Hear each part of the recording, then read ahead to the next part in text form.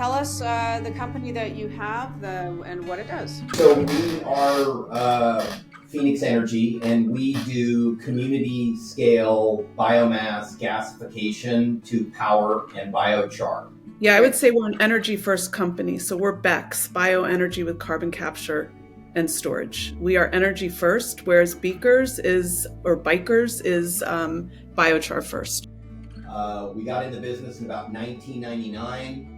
We built our first gasification plant in 2003 in Europe. We built our first gasifier in California in about 2009. And that was when we really discovered biochar. In Europe, gasification was mainly around concerns that Russia was going to shut off the natural gas to the countries we were working with. And so, it was sort of exclusively focused on energy. And the biochar was this funky little substance that, it's got the same BTU content as coal. It's like 12,500 BTUs per pound. And so we were selling the biochar as coal to people we could not get to give up their coal furnaces. In the United States, if you wanted this back in 2009 by the truckload, we were pretty much the only place in California you could get it. And it, biochar is very light, so it didn't ship particularly well. Really, farmers just started showing up and asking for it. And quite frankly, that was how we discovered biochar was a prized commodity in agriculture. And, people talk about lots of great and amazing things that biochar will do for you. The real reason people were coming in and paying, upwards of 79 cents a pound was water scarcity. And kind of think of it as an insurance policy against water availability. In California, we have a tendency to do what those in the ag world would refer to as high value specialty crops. We're really not the place for wheat or soybean or, we grow things like avocados where theft on the farm is a problem. And so, when you have that kind of high capex crop, we found that people were willing to pay for the insurance policy that comes with improving the water holding capacity of the soil. So, definitely back in 2009, farms would later come in and tell us these amazing properties about faster to pickable fruit and, things like that. But really, it was all about water back then. Now obviously biochar has gone into a number of other applications.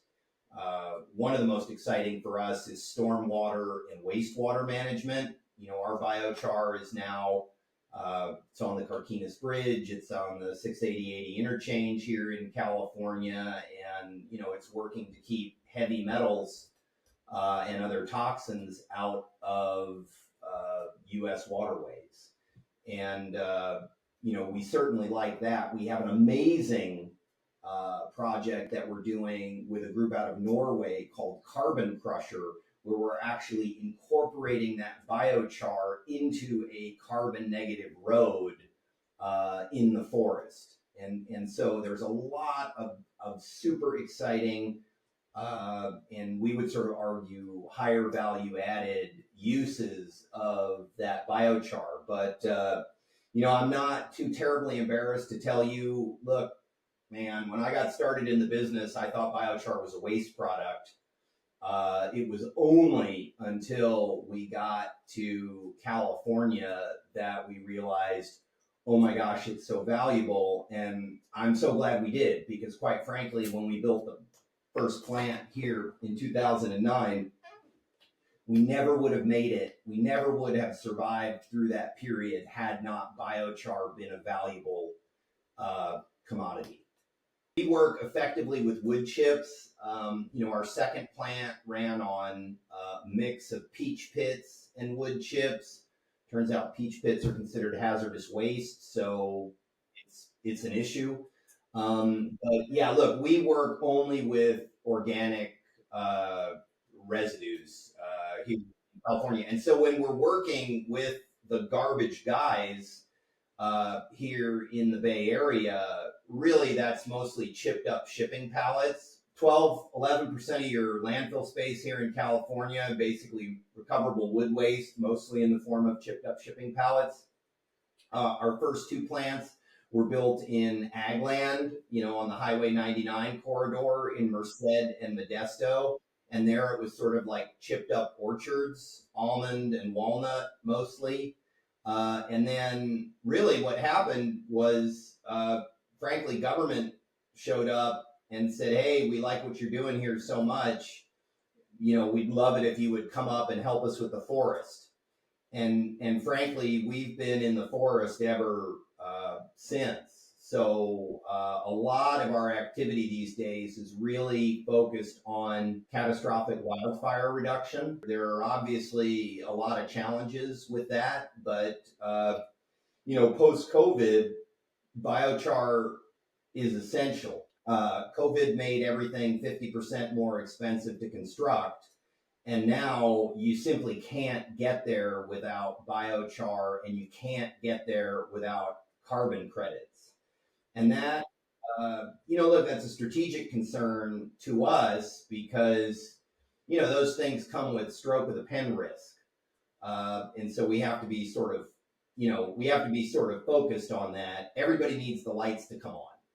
And we can't make energy without making biochar, and we can't make biochar without making energy. Most people waste the energy that comes off the biochar making process. They'll basically just flare the gas. You got to try and capture and utilize it all. So we take a waste product in, we try not to make any waste products, whether that's a thermal waste product or a hydrogen gas waste product or a biochar waste product. We try not to have any waste whatsoever coming from the process. We filmed Sincraft, and he was making energy with. We know Marcel super well. Sincraft is a great company. EQ Tech is a great company. There are a number of people who are really leading the charge here. And I would tell you our most prized secret as a company, because we are not developers of the technology, right? We deploy technology to solve an environmental problem. That's what we do. So we're more like the utility, and they're more like GE making turbines. We buy their gear. But I would also tell you, there aren't that many people who have good gear that's of professional industrial quality that you can, look, we finance these with bank debt. And so we need to repay that bank debt. And if we want this to make a difference, it has to not be environmental charity. And that means we have to be able to, return money. And so working with companies like those is just essential to that process. Why do people need to know about biochar?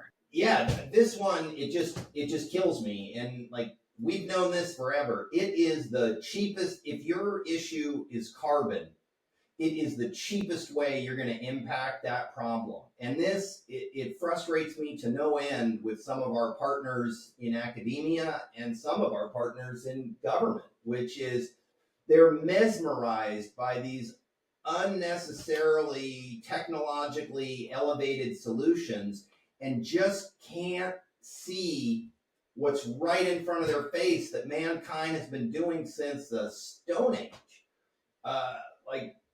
Why you would go and spend, money on a system that requires a $50 million government grant just to get it built, when you have biochar, which is, hey, it helps me not use natural gas to burn to make electricity. and oh, by the way, I get carbon sequestration as like a free bonus. What's not cool about that? Like, I have been frustrated to no end. So if you care about, if climate is your singular issue, biochar is like, look, as a finance guy, it's the highest return on investment for your climate dollar. If you care about water, like, you got to get that stuff in the soil. Like, I don't understand why we're not trying to make farms more efficient. We get trapped in this argument of delta smelt or run the pumps, or, when what we could also be doing is making farms need less irrigation in the first place. And we do that by improving the water holding capacity of the soil. We take marginal lands and we make them productive. We take unproductive lands and we make them marginal. Like, it's like, I'm not a scientist, and so we really only know that evidence which we have from kind of 15 years of selling this to customers as a product. You hear things, but why we're not focused on that argument, I have no idea. Like, people who are willing to open their eyes get it. And I think part of the trouble is, like, there is a fascination, and in part, I think it's driven by a bunch of software guys now being climate guys that are just fascinated with technology for technology's sake, which is, I've been in renewables since 1999 and I've never taken government money because we never needed it. Now, the first time I ever had to, violate that was when we started working in the forest. And when we started working in the forest, grants were needed, but because there's nothing more expensive than free wood in a forest. But I will, look, again, I'm a finance guy. The reason we're on plant number 5 here in California, and most of our competitors are on plant number 0, is because we know how to get these things financed. And so if you want to make a difference, you got to get these things out there. Getting your little pet project displayed is just, it's not going to have the impact we want. Well, I'm completely for.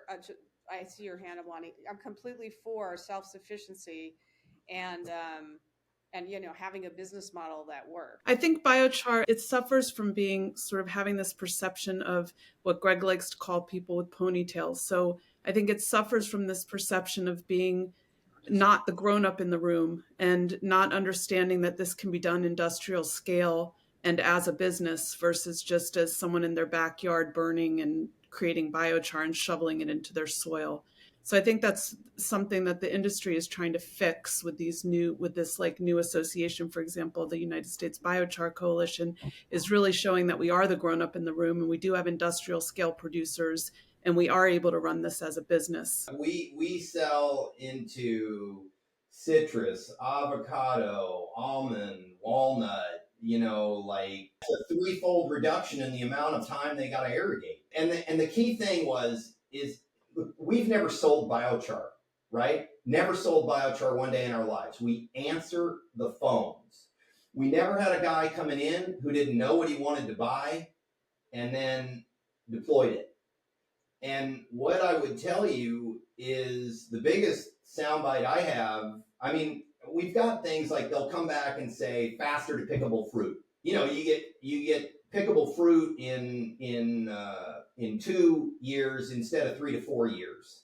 And that obviously, again, with my finance guy hat on, makes a difference. But really, the reason they paid 79 cents a pound was that's 2 irrigations you can skip, right? And if you don't know how much water you're going to get next year, and you have a high capex crop, right? I mean, you're spending $30,000, $50,000 an acre to put that crop in, right? And those trees are supposed to last you 50 years. Yeah, you want them protected. So that's what biochar was initially for us in agriculture. You know, we have repeat customers. We've never put biochar on the same piece of dirt twice because you don't need to. That's why they give you carbon credits for it, because it just sits there forever. And I'm sure somebody's going to object to me saying forever. It sits there for a very, very long length of time. So we're sure the market will settle down, and we're sure that biochar will eventually move back more towards being priced for its value instead of being priced only for its use or its utility in carbon sequestration. But either way, you know, it doesn't matter how that value gets, you know, put together, whether it's more on the carbon and less on the material science value, or more on the material value and less on the ecosystem service. You know, so for us, it's like finding the highest and best use for that biochar is really what we're about.